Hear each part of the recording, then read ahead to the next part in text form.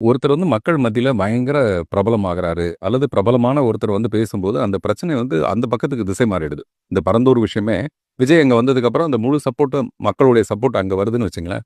அரசாங்கம் ஒண்ணு நினைக்கிறத அத செய்ய முடியாம போச்சுன்னா என்ன பண்றதுன்றதுக்காக, இத தடுக்கிறதுன்றது ஒரு இயல்பான ஒரு விஷயம். மக்கள் திலகம் எம்ஜிஆர் வந்து இதே அரசியலுக்கு வரும்போது, அவருக்கு இல்லாத இடர்பாடுகளே கிடையாது. அவ்வளோ பெரிய இடர்பாடுகள் இருந்தது. உலகம் சுற்றும் வாலிபன் படத்த ரிலீஸ் பண்ண முடியாமையும், போஸ்டர் அடிக்காத மாரியான ஒரு நிலைமைலாம் ஒண்ணு இருந்தது.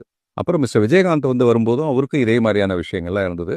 அப்புறம் அவங்க ஜெயலலிதா அவங்க வந்து சிஎம்மா இருக்கும்போதும், இந்த மாரி யாராவது ஒருத்தர் முன்னாடி வரும்போது, இதே விஜய் வந்து என்னது டைம் டூ லீட் அப்படின்னு ஏதோ ஒரு ஒரு படத்துல வந்து கீழ போட்டிருப்பாரு. அதனால ஒரு சில பிரச்சனைகள சந்திச்சாரு. எப்பவுமே அந்த உயரத்துல இருக்கிறவங்க, அவங்கள தற்காத்துக்கிறதுக்காக, அவங்க எல்லாருமே இதுதான். இது வந்து நான் சொல்றது கட்சி, இந்த கட்சி, அந்த கட்சிலாம் கிடையாது. எல்லாருமே செய்ற ஒரு விஷயம் தான். இத மீறி ஜெயிக்க வேண்டியது தான் அந்த புதுசா வரவங்களுடைய மிகப்பெரிய பொறுப்பாவும், கடமையாவும் விஷயமா இருக்கும். அப்படி ஜெயிச்சா தானே அது பெரிய வெற்றி. 2 பேர் ஓடி போய் ஃபர்ஸ்ட் பிரைஸ் ஒருத்தர், செகண்ட் பிரைஸ் ஒருத்தர்ன்னு வாங்குறதுல பிரயோஜனம் கிடையாது. 100 பேர் ஓடி போய் அதுல ஒருத்தர் ஃபர்ஸ்ட் பிரைஸ் யார் வாங்குறாரு, அப்புறம் ரொம்ப பின்னாடி இருந்து ஒருத்தர் ஓடி வந்து ஜெயிச்சார்னா, அந்த வெற்றி வந்து பெரிய வெற்றியா இருக்கும். அதனால இப்போதைக்கு விஜய்க்கு வந்து நம்ம